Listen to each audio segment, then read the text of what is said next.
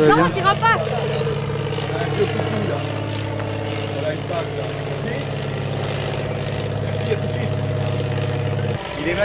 Le développement de la commune, lié en partie à la vitalité de l'entreprise aéronautique, a nécessité la création d'une carte communale. Monsieur Gaston Graveline, cité du conseil municipal d'appeler ce tronçon de route départementale rue Henri Potez, en mémoire de ce grand homme, chose validée par le conseil municipal. Monsieur Henri Potez a donc ce nom auprès de monsieur Georges Clémenceau, monsieur Lamarck, monsieur Pasteur, parmi les noms donnés aux personnes civiles de notre commune, Monsieur Roland Potez, je tiens à vous remercier pour votre présence avec vos proches pour cette inauguration qui n'aurait pu se faire sans la passion dévorante de monsieur Jean-Pierre Dehon, président de l'association aéronautique Histoire de Béol, qui avec ses membres écrit l'histoire, cette résurrection du passé, en plus en l'extériorisant. La présence ce jour des enfants de l'école, d'élus, d'industriels, d'artisans, d'habitants de la commune, d'anciens de Potez, comme M. Richard Lanté qui a maintenant 95 ans, d'actifs, d'amis du village voisin, tous sont là pour vous témoigner la gratitude que nous avions envers M. Henri Potez. J'invite maintenant M. Roland Potez et ses enfants à dévoiler le panneau de la rue Henri Potez. Venez devant plutôt, voilà. On va entrer encore un peu. Avancez là, voilà, avancez là.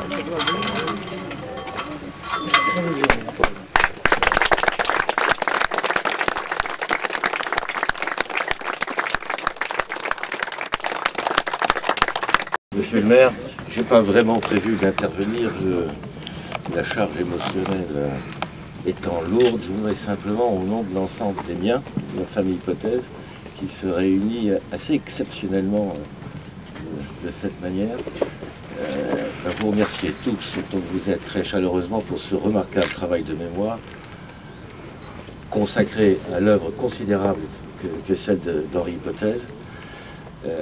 Je vois ici des gens que j'ai connus dans mon enfance, René Paruche, qui habite peut-être plus les alentours. J'ai joué avec ses enfants, tout ceci est chargé d'émotion. Merci effectivement à M. Dehon d'avoir pris l'initiative d'organiser cette magnifique journée. Merci aux Picards en général d'être soucieux de reconnaître l'œuvre d'Henri Potez qui a effectivement été attaché jusqu'à son dernier souffle à l'intérêt de sa terre natale. Merci à tous. Bravo!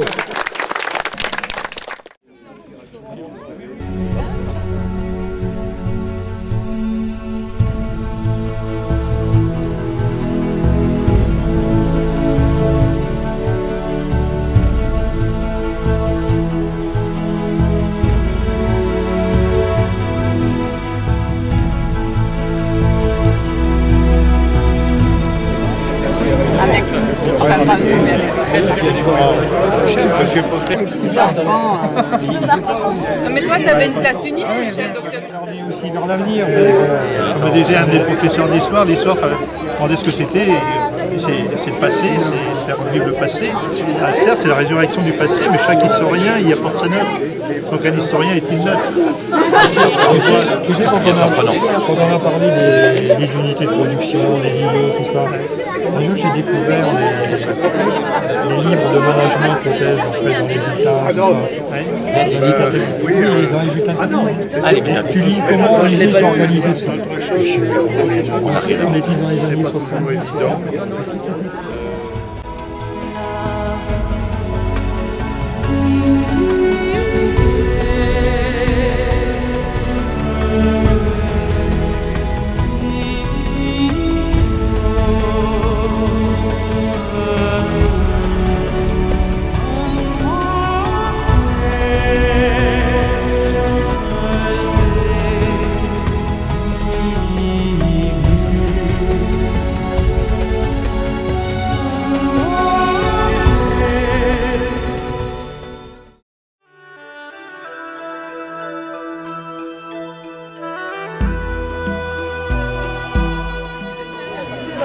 Allez.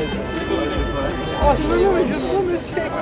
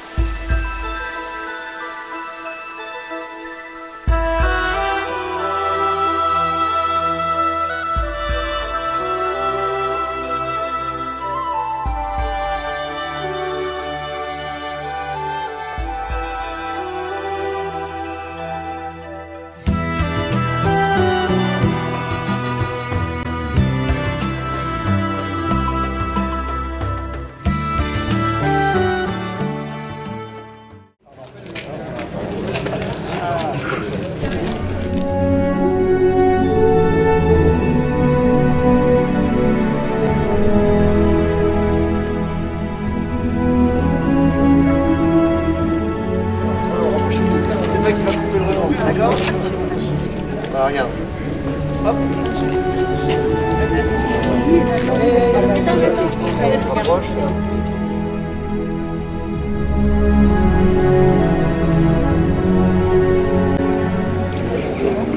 Dans la bonne photo. Il y a combien d'arrière-petits-enfants? 4. 4. Et le 2. Ça. Et le 3.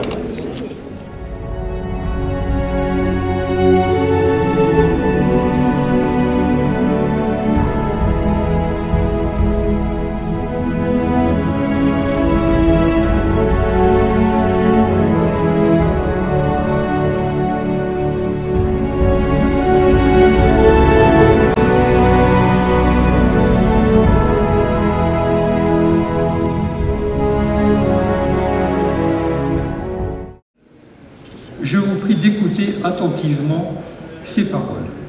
Pourquoi je crois, voyez-vous, qu'on ne peut pas croire que la coalition aura une stagnation. Il y aura toujours, je crois, une marche en avant, comme dans le chose d'ailleurs, comme dans le monde. Alors, quand on croit qu'on a fait le dernier perfectionnement, il y a quelqu'un qui derrière vous arrive et fait mieux. Voilà, c'est d'ailleurs une des joies de l'existence, c'est de se dire qu'il y a toujours mieux à faire. Voilà, vous venez d'entendre cette phrase de la bouche même de Henri Potez, et j'avoue qu'elle m'émeut chaque fois que je l'entends. Cette phrase est le sésame, la clé pour comprendre la vie passionnée et passionnante de notre grand homme. Elle nous incite à aller de l'avant et à toujours faire mieux. Nous devrions l'écouter lorsque nous sommes un peu cafardeux, parce que les choses ne vont pas comme nous le voudrions. On ressent bien cet optimisme qui caractérisait Henri Potez. Eh bien, ça ne va pas, il faut tout refaire. D'autres ont fait mieux que nous, eh bien, recommençons. Et avec une espèce de délectation dans la voix. Quelle leçon! Mais ces paroles devraient aussi nous inciter à la méfiance. Car s'intéresser à Henri Potez est un véritable piège. Il faut le consommer avec modération. Saint-Exupéry nous avait pourtant bien mis en garde avec son Petit Prince, en nous rappelant que l'essentiel est invisible pour les yeux et qu'on ne voit bien qu'avec le cœur. Eh bien, nous, c'est avec le cœur que nous avons observé Henri Potez. Nous, membres de AHM, nous avons déjà dépassé le stade de l'incubation. Nous sommes atteints par un mal étrange, pour lequel il n'existe ni vaccin ni antidote, et en plus, nous sommes contagieux. Et nous propageons ce que j'appelle une pothésite chronique partout où nous passons. Nous sommes atteints par cette boulimie d'en savoir toujours plus et de transmettre nos connaissances sans aucune retenue, ni aucun garde-fou, et tout ceci bénévolement. Nous avons bien sûr réfléchi à des méthodes plus scientifiques pour comprendre ce phénomène qui perdure dans cette région depuis bientôt 9 décennies. Et malgré les progrès de la médecine génétique, nous n'avons pas trouvé de gène particulier pour l'aéronautique dans les betteraves ou les pommes de terre de notre Picardie laborieuse, mais tout simplement une véritable passion, transmise de père en fils, depuis et par Henri Pothèse. Toujours faire mieux est aussi le fil conducteur de notre association. Toujours faire mieux pour conserver l'héritage spirituel d'Henri Pothèse et le patrimoine historique de sa chère usine de Méholt, car, excusez-moi, monsieur Roland Pothèse, nous sommes tous un peu des enfants de Henri Pothèse. Nous avons tous, naturellement, 2 grands-pères. Eh bien, s'il nous était permis d'en choisir un 3e, sans nul doute, nous choisirions Henri Pothèse. Souhaitons longue vie à cette cigogne qui pourrait, peut-être, un jour, se poser à nouveau dans notre région. Pourquoi pas? Les développements engagés du côté de Aérolia, de l'aéropole et de l'aérodrome ne sont-ils pas porteurs d'espoir?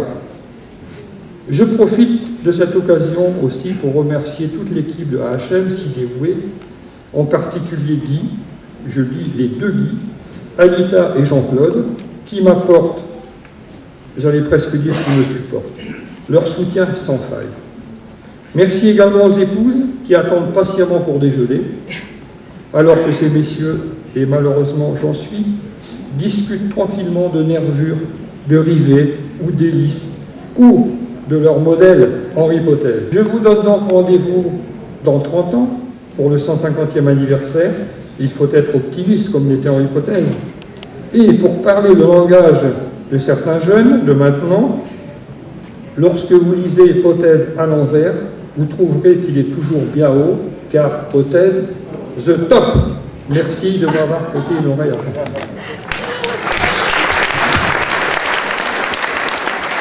Il est important de rappeler que ces souvenirs ont été réalisés par les élèves du lycée professionnel privé Henri Pothèse, avec l'assistance de leurs professeurs, la plupart titulaires de la distinction tant recherchée de meilleurs ouvriers de France.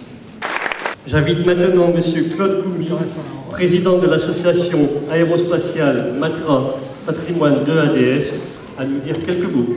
C'est un honneur pour notre association aérospatiale Matra Patrimoine de ADS d'être présent à ces commémorations et hommages rendus à Henri Pothèse, et je remercie notre association membre Histoire de Méholt de nous avoir invités.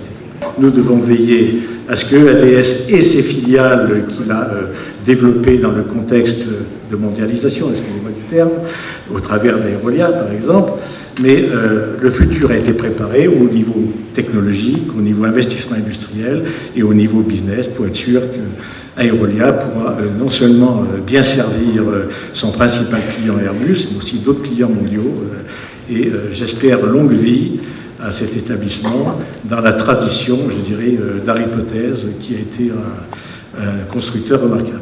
Alors je pense que d'autres parleront mieux que moi de l'homme Henri Pothèse, que je n'ai pas eu le plaisir de connaître malheureusement, et qui effectivement a su aussi développer des qualités humaines et humanistes tout à fait remarquables.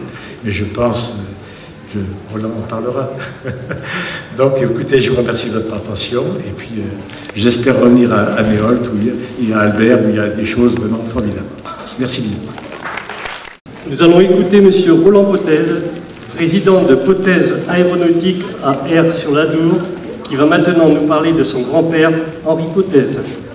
Il est de jour où on regrette d'être l'aîné de notre fratrie, après avoir par ailleurs été confronté à tant de charges émotionnelles. Mais bien, monsieur le consul de Pologne, monsieur le député maire, monsieur le conseiller général, monsieur le président d'Aérospatiale Matra Patrimoine de ADS, monsieur le président de l'association aéronautique Histoire de Méholt, monsieur Fernand Demilly, conseiller général honoraire, mesdames et messieurs, c'est un grand honneur pour moi, ainsi que pour les membres de ma famille présents, d'être à vos côtés aujourd'hui à l'occasion des cérémonies commémoratives organisées en hommage à mon grand-père et à son œuvre.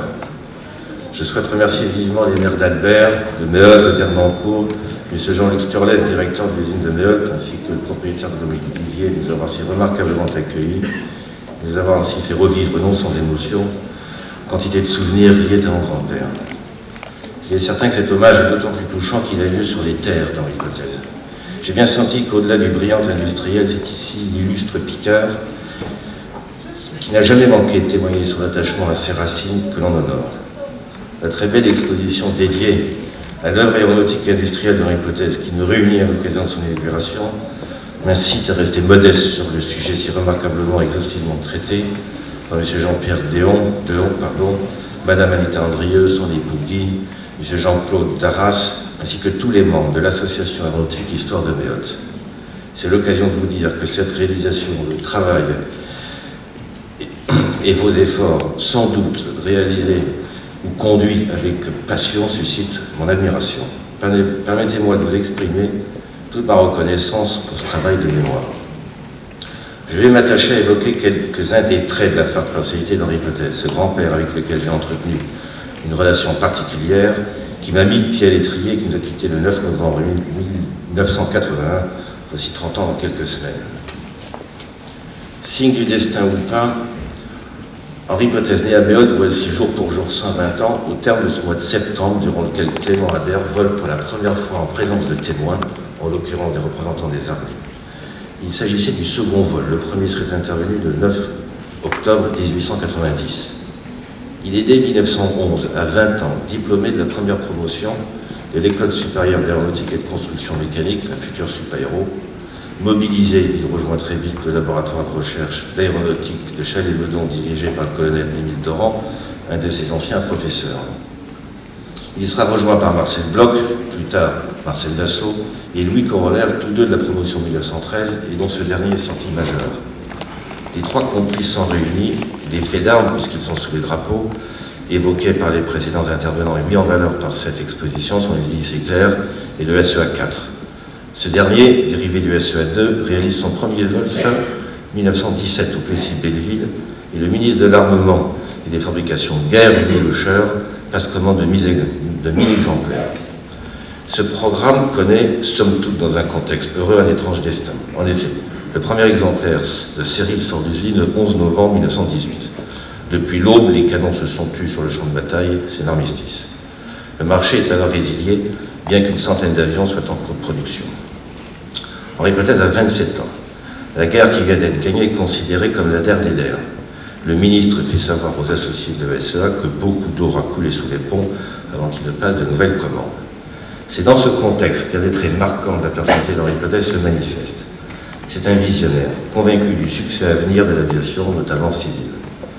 C'est pourquoi il rachète les parts de son associé Marcel Dassault, qui choisit de suivre une nouvelle orientation professionnelle, et avec le concours de son brillant directeur technique Louis Corollaire, il entre Potez 7 dérivé du SEA 4, la première berline de l'air qui équipe les lignes de la compagnie franco-roumaine de navigation aérienne, SINA, composante de la future Air France, qui va ainsi contribuer à porter sur ses fonds baptismaux.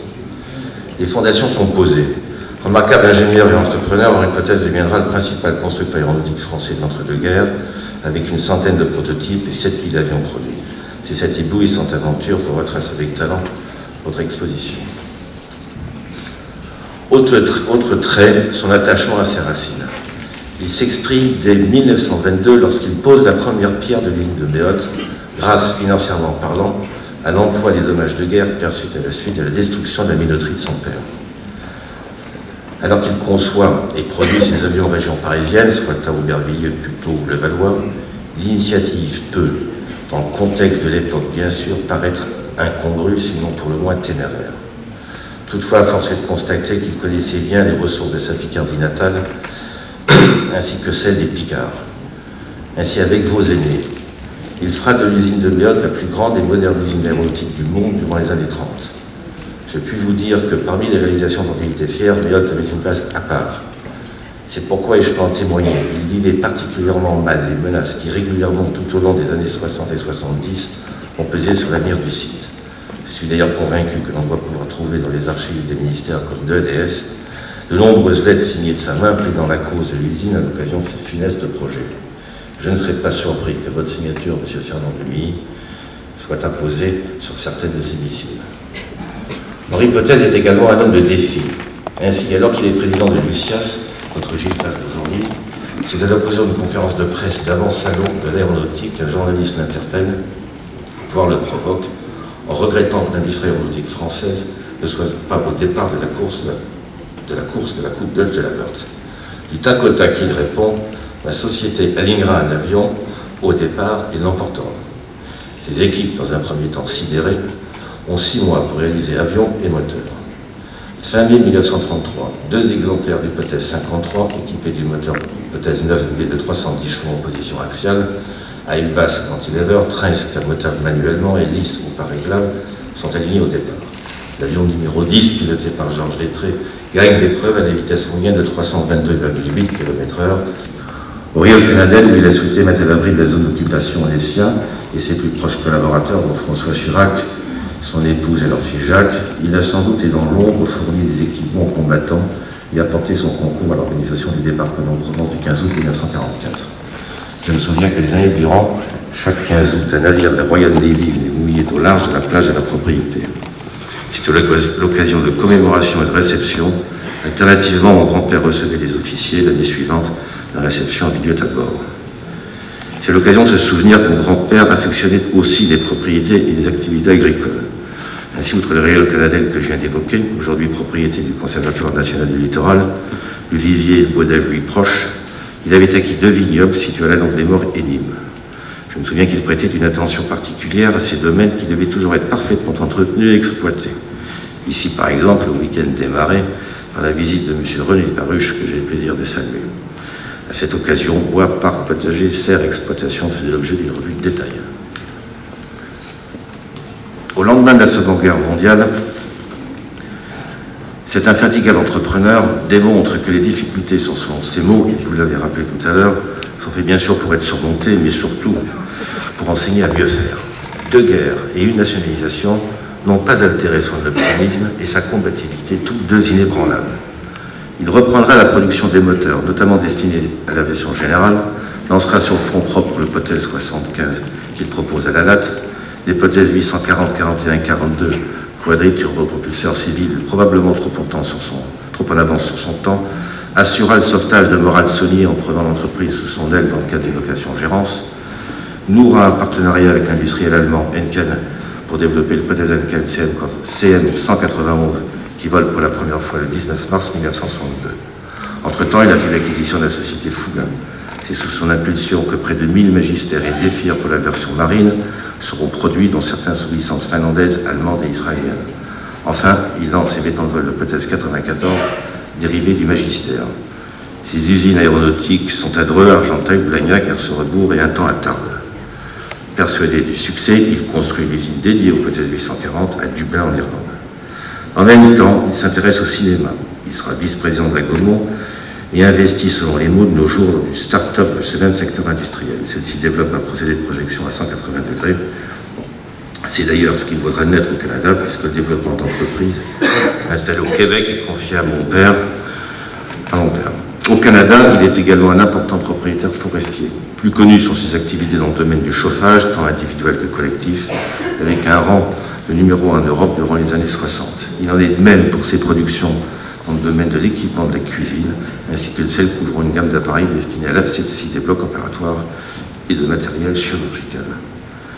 Ainsi, l'homme auquel vous rendez ce bel hommage est un grand entrepreneur, habité jusqu'à son dernier souffle par 2 passions, l'aéronautique et sa Picardie, qu'il associe à son essor économique et à sa notoriété. Cette Picardie, vous l'avez rappelé, pour laquelle il s'est aussi engagé comme élu à Méholt, Albert, et comme président du Conseil général. Il serait sans doute très sensible de nous savoir réunis à Albert, dont il a été le maire, et dont la devise m'a forcé d'en faire, est en adéquation avec le souvenir que j'ai du caractère de mon aïeul et de sa constante détermination. C'est aussi ici, au domaine du Vivier, qu'il appréciait de venir se ressourcer. Au Vivier, totalement détruit au sortir de la Première Guerre, dont il a entrepris la reconstruction qu'il confie à son ami architecte et ingénieur aéronautique Raoul Minjose en 1927, soit, soulignons-le, après avoir construit l'usine. C'est ici qu'il appréciait de réunir la famille autour d'incontournables doses, ficelle picarde, gâteau battu, ou de son fameux rata, ici je suis compris au moins, ou de son fameux rata qui avait le don d'excéder ma grand-mère tant le cérémonial était pesant. Pour conclure, je souhaite adresser les meilleurs vœux de succès à nos amis d'Aérolia, qui ne peuvent envisager d'être moins ambitieux qu'Henri-Potez. Ils disposent d'un atout considérable, puisque comme le souligne M. Camus, cofondateur de EDS, et ainsi que le rappelle M. Bouly, l'épigraphe qu'arbore votre publication, connaître nos racines n'est-ce pas la meilleure façon de construire notre futur. Et puis, je m'autorise un clin d'œil à vol d'oiseau, surtout lorsqu'il s'agit d'une cigogne. Le sud-ouest et la Picardie ne sont distantes que de quelques battements d'ailes. Mesdames et messieurs les organisateurs, il ne m'a pas échappé que vous avez aussi voulu porter l'accent sur la mise en valeur des savoir-faire des compagnons de l'industrie, et en particulier de ceux des meilleurs ouvriers de France, comme du rôle du lycée professionnel privé Henri-Potez. Henri-Potez aurait été tout particulièrement sensible à cette dernière dimension de vos initiatives et de sa voix de stentor, si caractéristique qui semblait venir du plus profond de cette personne qui se jouait des doubles portes de son bureau. Il vous adresserait un grand et chaleureux merci.